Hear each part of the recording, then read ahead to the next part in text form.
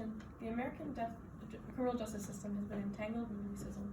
This traces back as far as, and even further than, the 17th century, in which the white population far outnumbered the black population, but still, black people were executed at a much higher rate than white people per capita.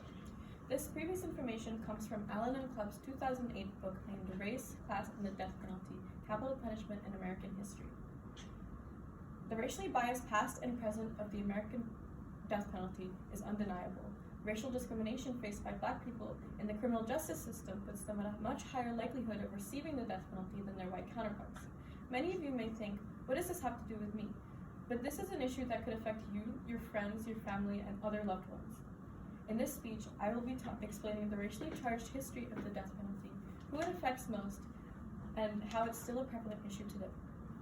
Execution has existed as a form of retribution for thousands of years, but rose to its heights as a form of oppression in the 19th and 20th centuries through lynchings. According to the NAACP website's page on the history of lynching in America, quote, from 1882 to 1968, 4,743 lynchings occurred in the U.S. This number is based on only what was recorded.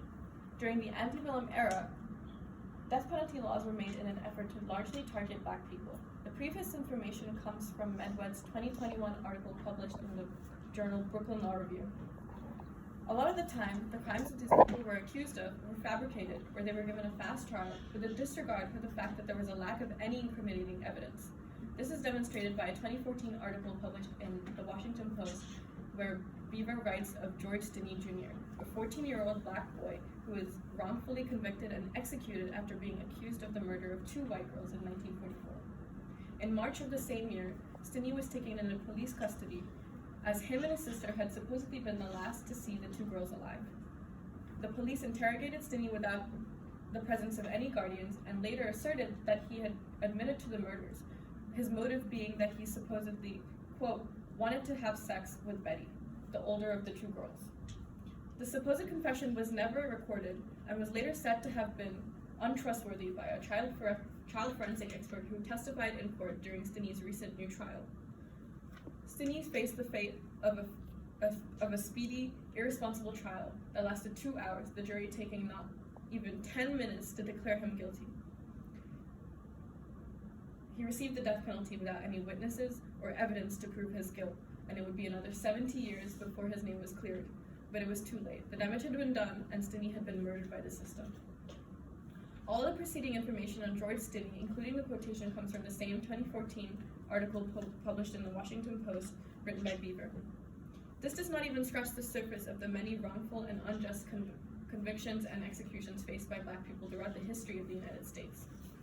Historically, this has been an issue that primarily affected African Americans, and currently this issue still affects African Americans, especially African American men. According to a study done by the U.S. Department of Justice's Bureau of Justice Statistics statistician Snell in 2021, as of 2020, 41.1% of all inmates under the death sentence were black, and 97.9% were male. Also, 6 out of 14 prisoners who received the death penalty in 2020 were black, which is about 43%. To put this into perspective, according to another study done by the Bureau of Justice Statistics statisticians Minton and Dr. Zone in 2021, 35% of all inmates in mid-2020 were also black. Also, according to a census released by the United States Census Bureau and written by Jones, Marks, et al., as of 2020, black people made up 12.4% of the U.S. population. The high rate of receiving the death penalty in comparison to the small portion of the population that they make up further illustrates the disproportionality with which black people receive the death penalty in comparison to other races.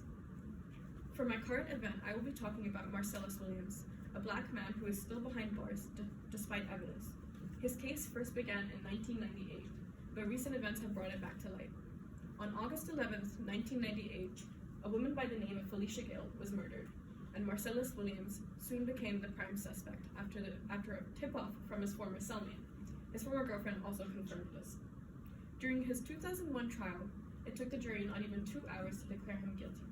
He received multiple life sentences and the death penalty, to be executed in January 2015. After multiple denied appeals to prove his innocence through DNA testing, Williams was finally granted a delay of his execution on January 15th in order to DNA test. It was found that not only was Williams's DNA not even on the murder weapon, but in fact there was a third person's DNA on it, which was neither Gale's nor Williams's.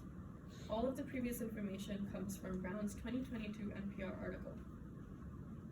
As mentioned by a 2017 article posted in the nonprofit organization Death Penalty Information Center's website, Williams was never given a chance to prove his innocence, even with the abundance of DNA evidence that proves his innocence and exonerates him, having been denied multiple petitions to do so.